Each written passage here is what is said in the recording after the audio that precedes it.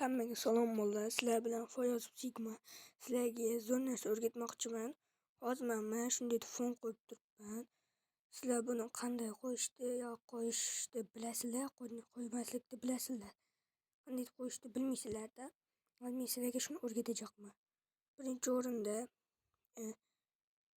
boy bir fotosuratga mana kirib olamiz. Google'ga kirgandan keyin post yozamiz.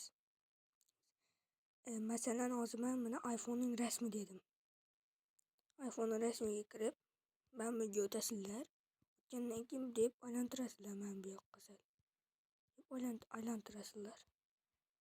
Men shu pastlarni yopmasa, men bu yoqlardan mana. Men shunday deb topib olasizlar.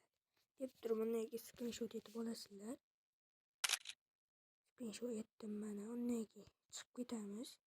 Suratga kiramiz. Suratga kirgandan keyin mana meniki ya boyagi hozir mana.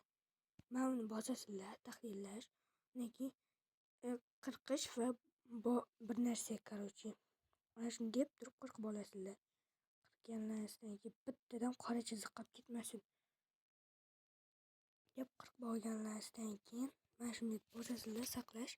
Mana o'chirib tashlaysizlar. Chiqasizlar, настройка bo'limiga o'tib, men bu yerda bosh ekran va fon deganga kirasizlar. Oxiriga o'tsanglar, fon va rasmini o'rnatish bo'ladi. Men bunga bosasizlar.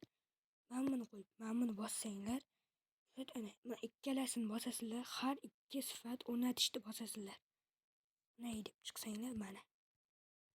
Undan keyin bir o'chirib yoqsanglar, xuddi ana shunday rasm turadi. Hammaga xayr, sizlar bilan qisqa vaqt ichida Foyoz Sigma bo'ldi.